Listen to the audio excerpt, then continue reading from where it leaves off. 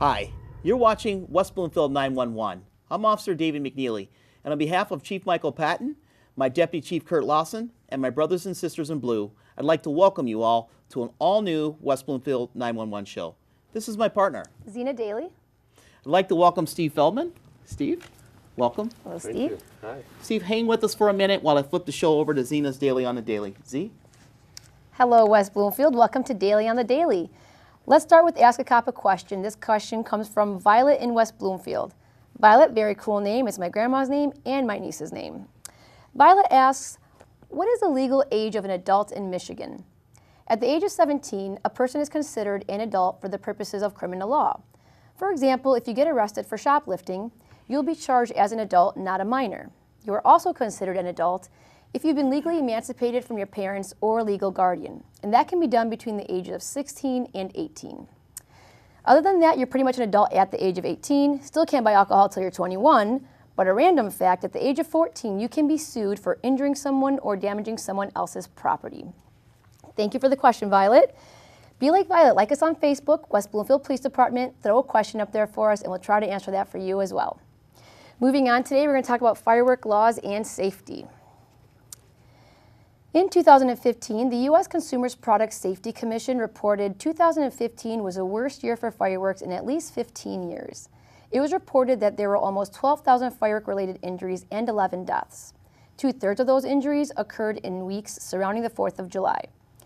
Of the 11 deaths, 9 involved people misusing reloadable fireworks, often trying to hold them when they fired either in their hands or on their heads.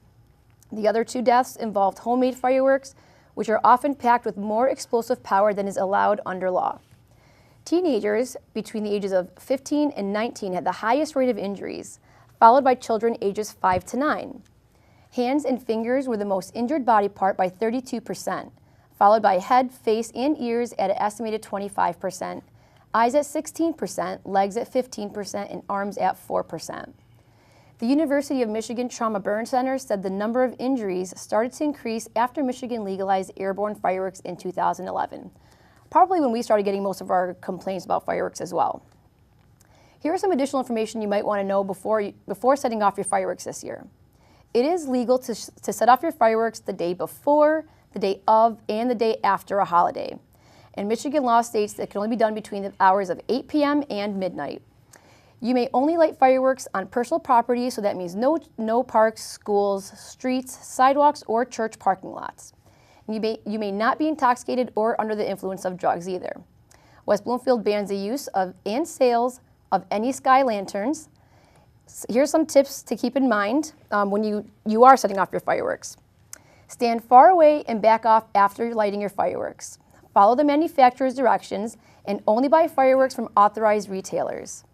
Don't make your own fireworks, don't point or throw them at people, and don't carry them in your pocket.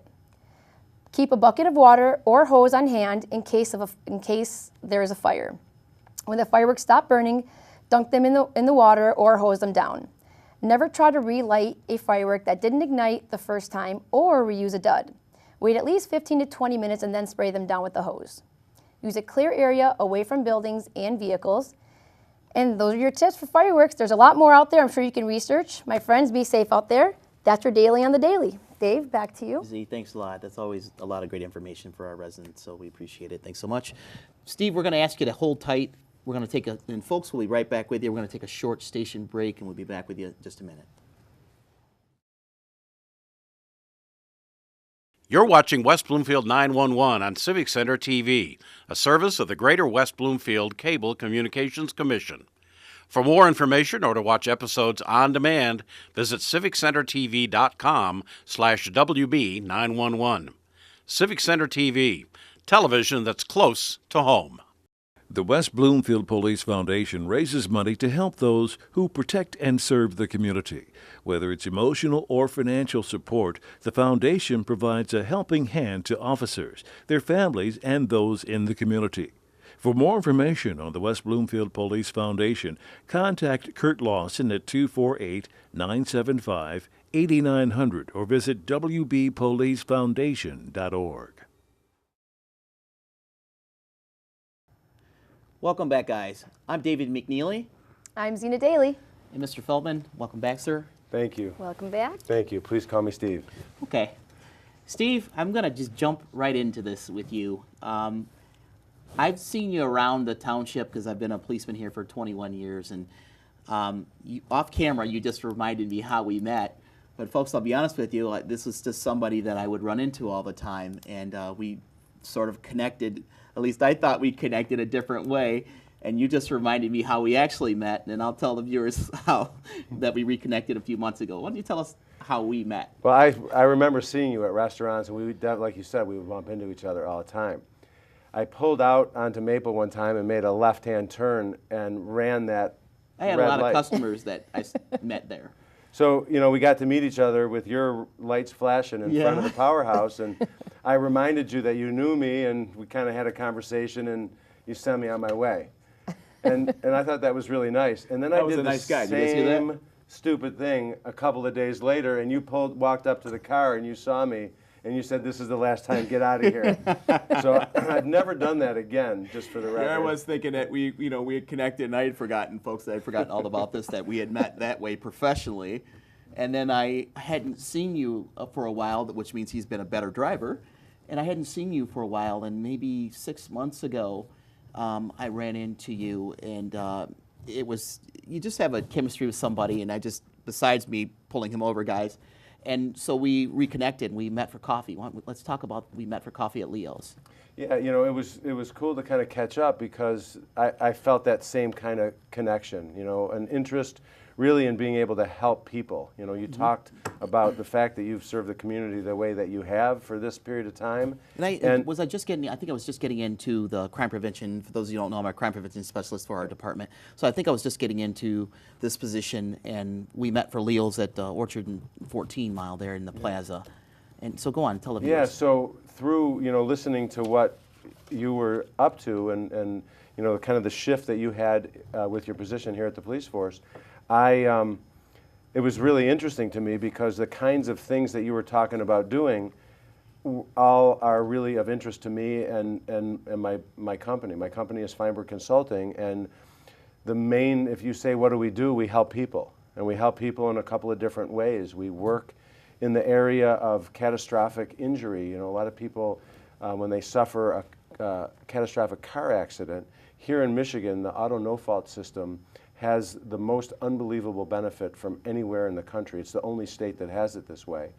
And we provide case management. So we do coordination of care and advocacy for people that have really had a difficult, situation happen. What kind of care do you mean?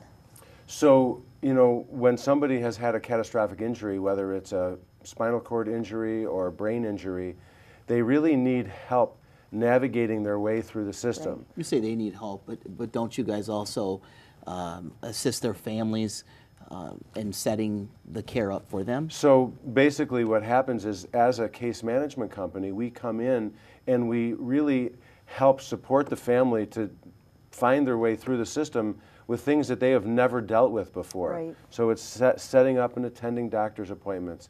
It's helping with transportation. It's helping with all kinds of rehab that may be necessary. It's dealing with all of the complex issues that one of them on their own is complex, but when it comes to coordinating all of them, we're kind of like the quarterback for the family. Okay.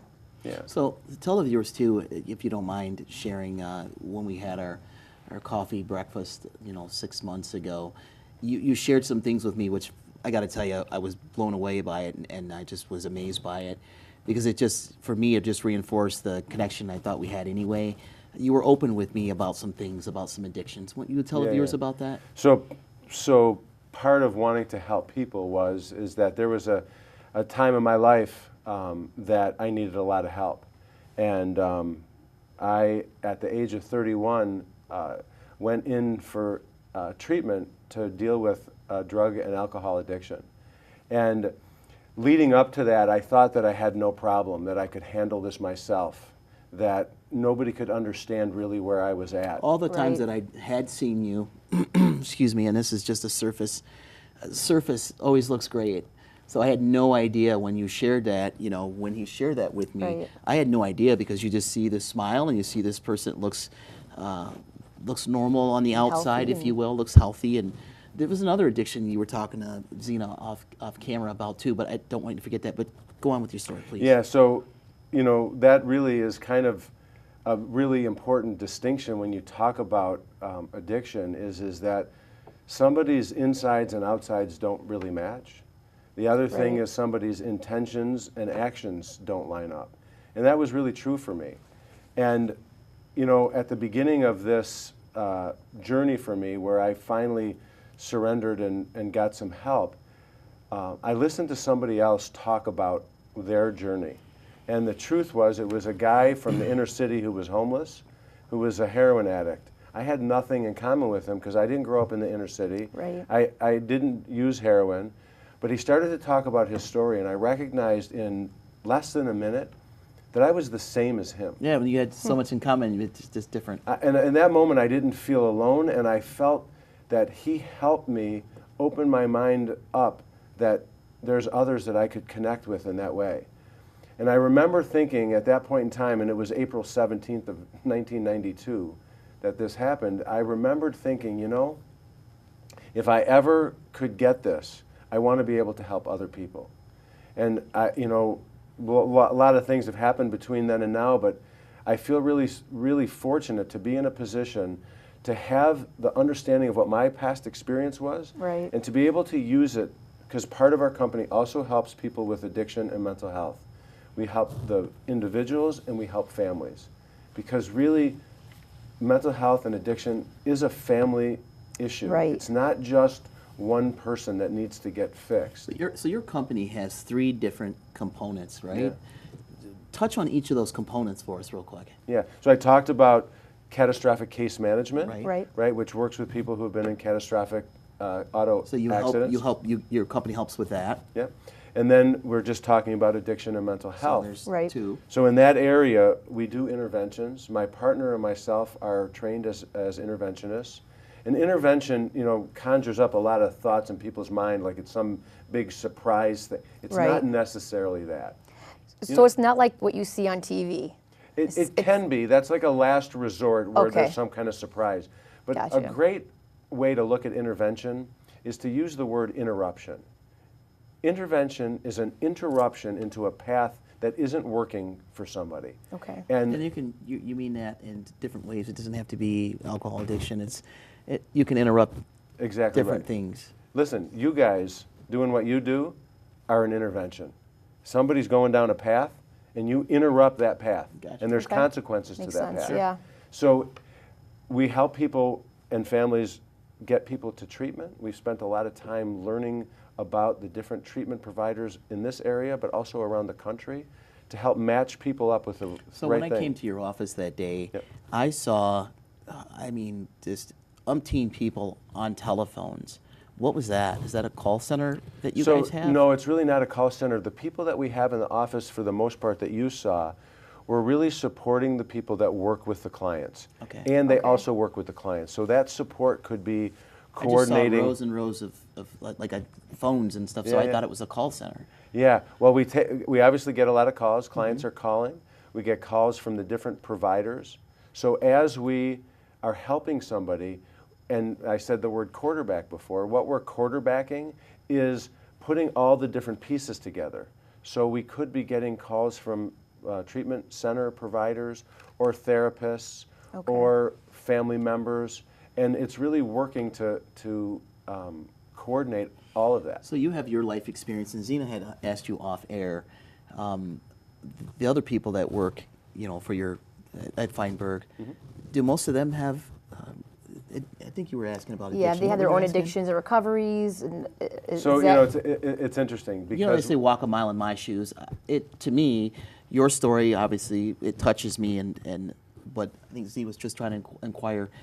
The other people, are they do they have previous experience, life experiences? Because sometimes that helps, to connect with people that are looking for help. No doubt. So what I would say is that the collective team at Feinberg, both people that work in the office and people that are in the field with clients, have all been affected in some way by whatever it is that we're dealing with.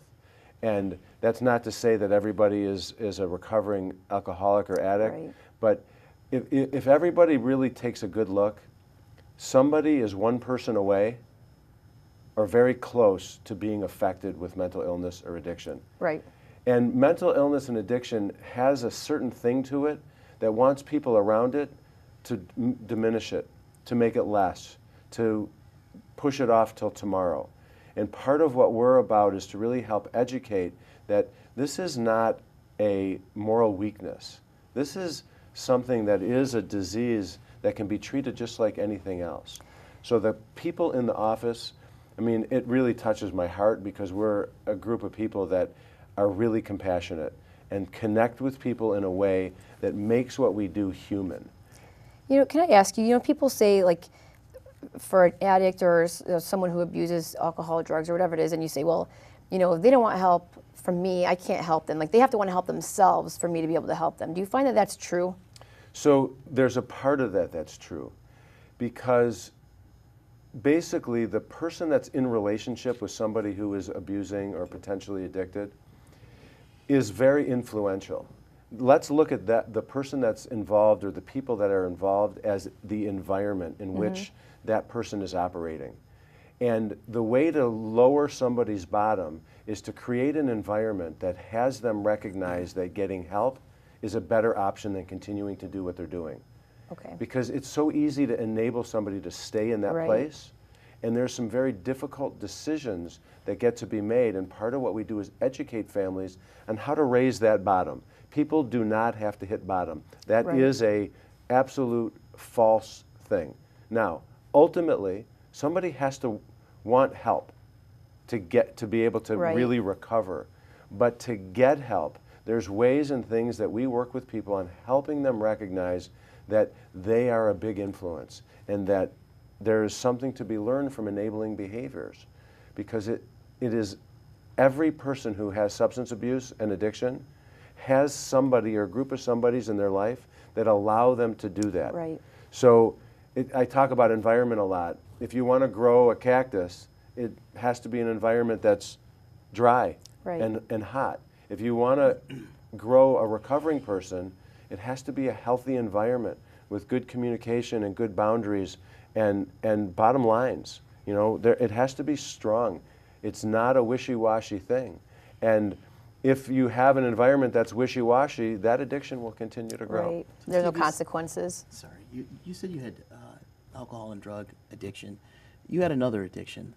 Yeah. So, listen, I have addiction. I'm recovering from addiction, and addiction really is about wanting to lessen pain or discomfort. So there's things that are sought out to avoid feeling that discomfort. Right. And for me, I think what you're referring to is that I used food as a substance just like alcohol. And my consequences of that was, my highest weight was 335 pounds. And I recognized that I used food to numb my feelings. And that really, probably is the thing that I struggled with my whole life. And recovery from any substance is being able to shift your relationship with it. Alcohol is not the issue, but if every time I drink it, I have an issue or sets of issues, then it's my relationship to it. Do you end up connecting it? I mean, that's what you mean. You end up connecting to the alcohol. Well, the alcohol is used as a way to numb feelings. So if I can't have a relationship with something, my relationship with alcohol today is I don't drink it. So the alcohol is not a problem for me, and So it hasn't been for. you've severed that. Yeah, and in the arena of food, sugar was something that I can't have. Like I did enough testing to recognize You were that telling happened. us off camera what you do to combat that. Tell us real quick again. Yeah, for the viewers. listen, the substances that for me were really hard to deal with food was around sugar and processed flour. So I don't have any of those. And you still cut those out of your life now? yeah, it's just not part of what I eat. And at the beginning, it was really difficult. But I bet, yeah. it was really difficult emotionally and intellectually. But it also the health benefit is so great. I one time had a doctor look at my blood work, and he was a healthy guy, and he really did, you know, what he talked about. And he looked at my blood work and he told me he was jealous. So I thought, that was a good outcome. You do something right, yeah. But you know, really, I share about what my experience is, not because I'm any big deal, but because people struggle, right? But that is a big deal, though. But people struggle, and what they struggle with the most is hope that it can be any different. Right. And really what we're about is we provide hope. We put on a new lens to look at, to show a path that is possible to come up with a new outcome. And that's sometimes really difficult because people get to us in this part of the business when hope is not high. So at Feinberg, Right. do you guys have psychologists on, therapists on? So what's there? What we do have a psychologist. Our director of, or our vice president of clinical services, Dr. Colin King, is a behavioral psychologist, and we also have clinical therapists that are master's level social workers, mental health counselors that work with us. But we don't provide therapy. We provide coaching, and we were talking about this a little off air. Coaching is really helping somebody get from where they're at to where they would like to be, to deal with all the circumstances that might be in the way. We feel that therapy is a very important part of the program, and we have relationships with therapists, you know, around the area. Before we wrap up here, we got a couple minutes left. Your partner is struggling with some personal stuff that we talked about on the air. Can we tell the viewers that too? So Pam Feinberg well wishes. started the company 21 years ago, and she's a nurse and just an amazing woman. She has, in those 21 years, I think we talked about helping over 3,000 families. Wow. And she is an advocate that is beyond. She is even in the fact that she was diagnosed with colon cancer, and she went public to talk about how important it is to get the screening and get a colonoscopy. And I can't tell you how many people have responded to her and taken action of their own. So even through her own struggles. She's going through chemo as we speak, right? She is. And even through her own struggles, she is also really being able to impact people. That's and before we amazing. wrap up, if we can, real quickly, the third part of the company is called Bridgeway. And Bridgeway works with mostly older adults. So we provide care management, which helps also quarterback the care and advocate for somebody through the aging process. And we have in-home caregivers that come in and help with activities of daily living. And we provide it at a level of care that is really holistic. We're not a staffing company that sends people in. We're a team that gets together to help really look at somebody's whole life and what they're wanting to do in the remainder of their life to make it as comfortable as possible. So you guys are actually hiring these employees. You are screening them and making sure that they're what you want. Yeah, and for Bridgeway. And we do background checks. We are licensed and insured, and we bring them in. They're really those people are the most important part of the company. Right. Without the caregivers, we have no business. And in this part of that, we have caregivers that come in to meet potential clients, like for meet and greets. We put all of their pictures and bios on the website so people can see. Oh, that's nice. The part that runs through all three divisions is this is human. Right. And we feel like if we can handle the human element and help people and support the people in our company, that the company will, as a result of that, be successful. So it's a pleasure and honor to be able to talk about it, because it's something that everybody that's part of the company really loves to do. Right. And it's really cool to be asked to be here. You said she was going to come into the office today. She was going to go into work. Has she been able to return to work with this, or will this be her first day back? Or? So, she made a very big commitment when this came up to heal herself and to take care of what she needed to take care of. And we have a great company that has allowed her to be able to step away this way. And for a lot of us, she's been just a telephone call away. So she's been very helpful and has come in a couple times and is, taking care of her health first and staying supported and connected to the company. And I think it's a really important thing to recognize, because if she didn't take care of herself and she was putting the company first, Right. what kind of example would we be Right. to our clients? And that is, if I could just brag on my partner a little bit, that is, she walks the talk. And what she creates as context for our company is somebody who is... She has quite a resume too, if I recall. She's absolutely. a psychologist too, I think. No, and- she's okay. a certified interventionist. Okay. She's a registered nurse. She has certified in case management, as well as a rehab. So she has all the meat and potatoes. That, She needs a bigger card for all of her yeah, initials. she's got it all to be able to, Yeah. keep her hand in all this good stuff that you Yeah. guys do for people. That's why I was so happy to get you to come on the show. And I do appreciate so much about you being able to share all that stuff with us, because I think Zena and I both we've been educated by you today. Absolutely. And hopefully the viewers will be educated by you too. So if there's something that you would share with everybody now, with our viewers, what would that be? I think the biggest thing is that whatever somebody might be facing, a struggle or a crisis, that they're not alone. And more than anything, and this is where we really connected on this conversation, is we're a resource. So to pick up the telephone and ask for help is maybe the most important step in really any situation, crisis, concern that somebody will have. Okay. Steve, it's good to see you. Yeah, thank you. And You you as won't well. be seeing so my much. red and Thank blue you. lights anytime soon. I will He's not. a better driver, right? That's right. All right, that's going to do it for us, you guys. You guys can keep up with the department by liking us on Facebook. You can follow us on Twitter and Instagram. You can sign up for Nixle.com or CrimeMapping.com for the most up-to-date information regarding the police department.